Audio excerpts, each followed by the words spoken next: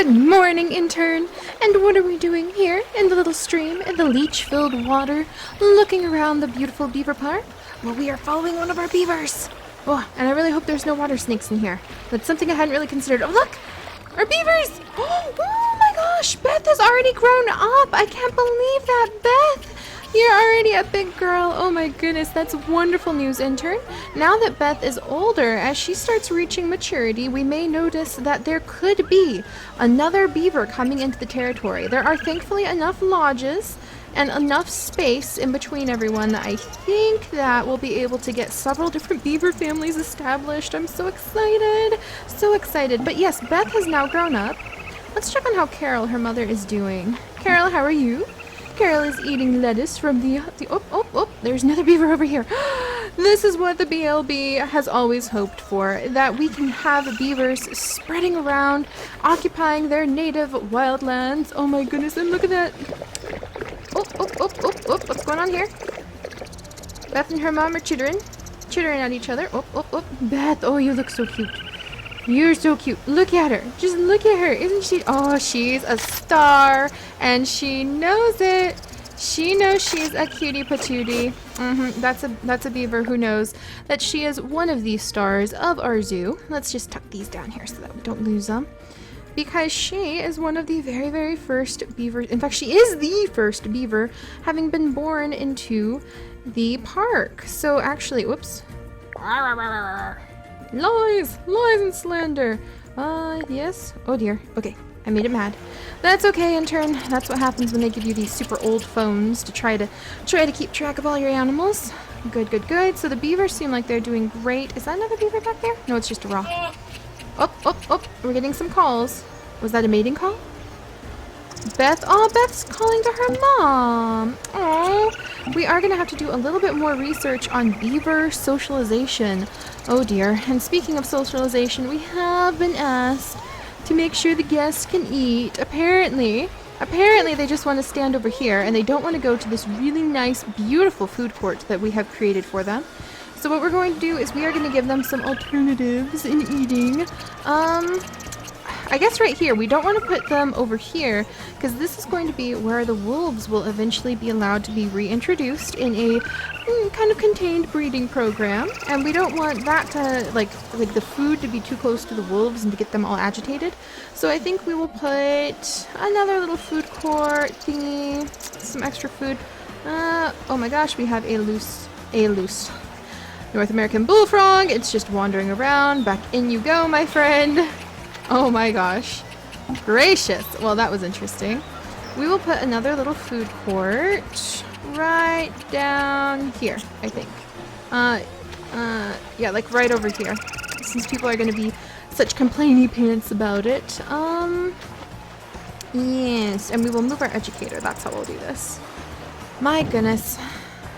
Well, you know what? I can't fault the BLB for wanting to still keep guests and visitors coming to their establishment because they're really big into education, just like we are in turn. So I guess it's okay if we have to take those extra couple minutes. In fact, we're going to put the educator podium right here. Pardon me, bullfrog educator. We're going to put you right there so that the guests are going to be forced to listen to her and to learn about bullfrogs. If they want to eat their fish and chips, then they have to sit down and they have to learn about the amazing little life cycle of the American bullfrog, which is quite fascinating. I mean, I personally find amphibians very interesting. There we go. Put you there. Put you there. Put this here. There.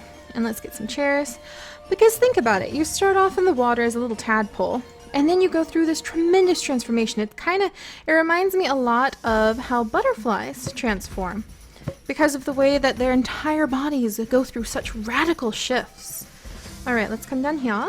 I mean, we made this beautiful food court for them and they just can't be bothered to walk that far. Sigh. But I suppose we can only do so much in turn. Only do so much, but we can at very least make sure there is enough trash cans and recycling bins so that people can't be lazy. If you're gonna come into my park and you're gonna complain about not having any food, then you're gonna at least put the recycling in the right bin. There. Hopefully that'll make them content. We'll add some bilberries over here for the people. so that they've got some stuff to eat. We're gonna need new names for the little food dining establishments that we have just established. So if you have any cool names that we could name the eating and drinking places, oh my gosh, and people are like, yay, food! Finally, I was starving to death. No, you guys weren't. No, you guys weren't, but you thought you were. Spoiled. We spoil them in turn. But that's okay because I shouldn't slam on the gas, because the thing is, then they get excited to be out in the nature and the wilderness. And when you've got to compete with endless, like, you can watch more TV than you can shake a stick at now. And when you've got to compete with that, well, I suppose the BLBs have a point. You want to make sure that you educate everybody and keep them excited about interacting with the natural world. So hopefully that's what we're doing here. Even though today is the day, I really hope we can get a little bit of time to add in some new fish, because we have gotten a good start with the North American bullfrogs. Very good start there. Oh my gosh, I guess everyone... Carol's pregnant! Yes! Oh my goodness, and look at this! Oh my gosh, that's so cute! There's cuties there. Oh my goodness gracious! And everyone is working on building up their little dens down here. Look at that, look at that. They just always seem so happy. Oh, yay, yay, yay, yay, yay. And Mitchie should be giving birth any minute now. Oh my gosh, we are hopefully going to get those 12 beavers in here pretty soon. Oh my goodness gracious, that means we really need to get moving and grooving on adding more fish and plants. I think we spoke with some biologists, and they think we've gotten an excellent start to our forest, but we definitely need to be adding in some more multi-layer plants. We've got a scattering of the low-layer plants. We did a great job adding in some more variety of trees, but they really recommended that we need more bush-level plants in order to attract animals into our park, because I'm really hoping we can attract some birds and some deer. But to do that, we have to add more multi-layer plants. So we'll get to that in just a moment, Intern. We did really good. I've been seeing interesting minnows swimming. Oh no, why is American Bullfrog 17 sick? Why are you sick, little one? Oh dear. Okay, let's jump in here. Alright. Yep, see, I've been seeing not only the bullfrogs and the tadpoles swimming around, but also some little minnows. So we're gonna get in here and see if we can add in some fish, since the low-level minnows have been doing quite well. And you have come up with quite an interesting list of fish to add in, Intern. And I asked around, and so we were asked to add bluegill in first, because the bluegill are going to deal best with the environment that we can offer for now. Alright, let's go over here. Yeah, there we go. So first the bluegill, but then we're also looking at some very interesting turtles and maybe some catfish. We just have to make sure that, as always, we start from the bottom up. You don't want to throw in your more predatory animals too early. There's the wetlands. There we go. See, Japanese perch, lizards, bluegill. Found the bluegill. And Mitchie's giving birth. Okay, bluegill, we'll come back to you in a minute. Mitchie!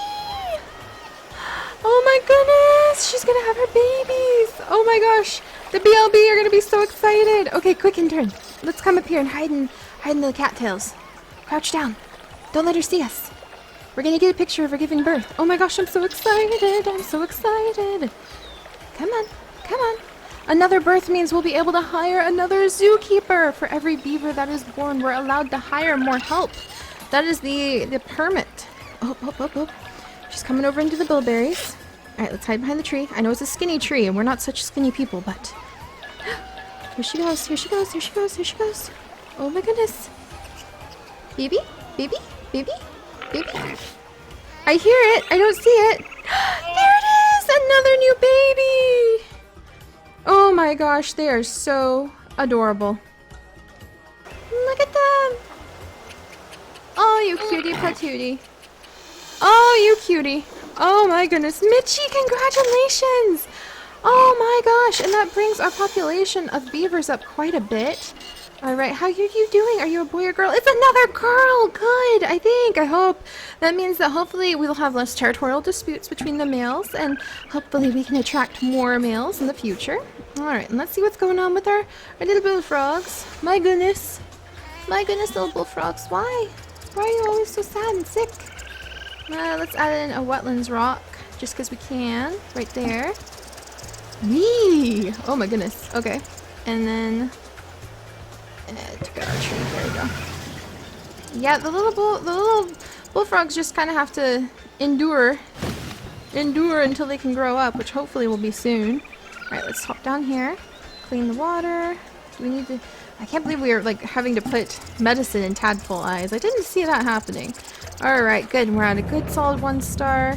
Mitchie has now given birth. We're gonna have to come up with another name for the females.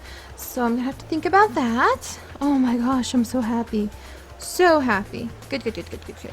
All right, intern. So back to what we were doing. Let us see what our lovely bluegill right here would need in terms of food and water. Ooh, they would definitely be chasing down some of the other fish because it is a fish eat fish world, intern. I'm just letting you know. That's how it goes. Let's see. European perch. We don't want to add in anything that would be incorrect for the area per se. Might need some subspecies. Arctic cod. Lay food. Let's see. Maybe some wetlands rocks in the bottom. Can we do that? Ooh my gosh.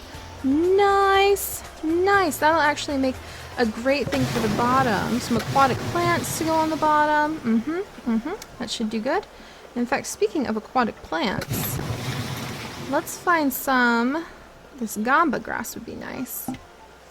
Maybe sprinkle it in with our cattails a little bit. Let's find some that we can stick on the bottom if possible. No, not this. Oh, there we go.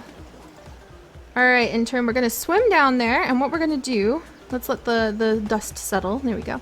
We're going to swim down there, and we are going to plant in some of these aquatic plants, just kind of randomly, you know, and we're going to let them spread. And what this will do is it will provide areas for the little tiny baby minnow fish to hide in, and it will also give us, there we go.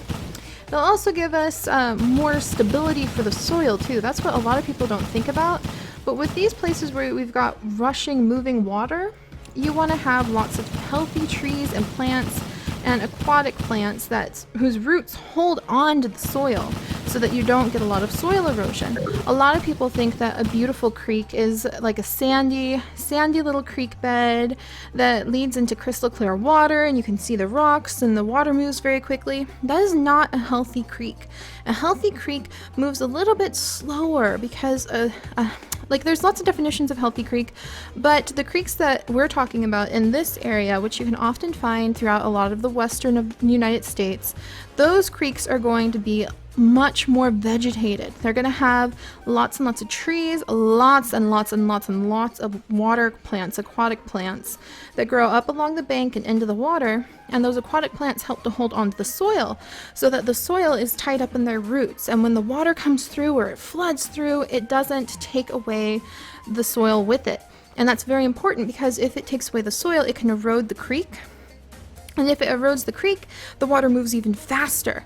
And once that happens, you don't have the water sticking around long enough to keep all of the wonderful nutrients that the animals who live in the water are going to take advantage of, or the plants that grow around the water are going to take advantage of. And you also lose the benefit of drought protection. When you have a slower moving creek or where there's standing water like this, often when it floods, instead of rushing down and just pouring down the creek and flooding the areas further down, what will happen is that it'll flood out. So instead of going and going down the stream and all of the water just pouring away, when a healthy creek that can retain its water floods, it'll flood over the riverbanks. So instead of going down, it'll flow up. Like it'll go, oh no, this whole area is flooded, but that's actually a good thing. It saturates the ground around it with water. And that's great because it sort of makes a reservoir of water that the trees and the plants and everything around it can really take benefit from. And it means that the ground isn't dry. So if you have a lot of drought, then that ground doesn't suffer. It can draw on that reservoir of water that it's got down in the roots from when this area flooded. But you can have a flood, and if the creek wasn't healthy and there was no vegetation to really retain that water, then the flood would just keep going, and it wouldn't come up onto the creek bed. It wouldn't get the water into the soil. So when the drought comes, even though you had a flood, the soil's still dry and the plants die and you have more fire risk. So healthy creek is a very well vegetated creek. So often what we think of as a healthy, fun creek that's clear and easy to see and fun to play in, that's not a healthy creek. That's an unhealthy creek. Often they're pretty filled with pesticides and runoff from cities. And intern, just so you know, I learned that lesson in university when I had my very first creek excursion. So it's wonderful to be able to share those memories with you. And that is when I learned in term that you do have to check your underwear for leeches and your socks for ticks. Because it is not fun to go home and find that surprise waiting for you. So that said, let's add in some water plantains and some water soldiers. And you know what we're gonna also add in, intern? Ooh, look at this grass. Perfect. This is perfect baby minnow. Perfect baby minnow hiding territory. Oh, wonderful. And we've got a good mix of diversity in the pond itself. So this is wonderful pond health going on here. I kind of want to see a little bit more of the grass easing down from the riverbank like that into the water like this. Good, good. Wonderful, wonderful. I want to see, yeah, the wetlands formation. Alright, let's get the grass easing into the water so it doesn't look so disjointed. There we go. A little bit more over here. Kind of spreading down in. Whoa! Oh my goodness, intern, are you alright? I totally didn't see that log and it just flew out of the water and smacked you right in the head. Are you feeling okay?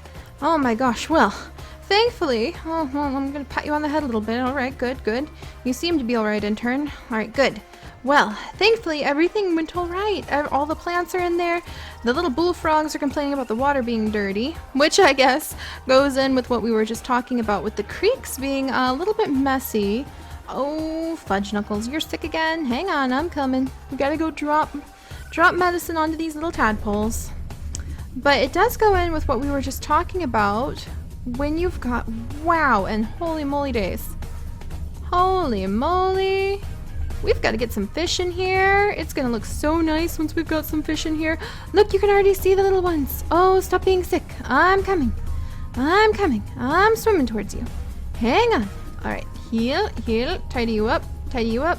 But we will get some fish in here, and I have some exciting news, intern.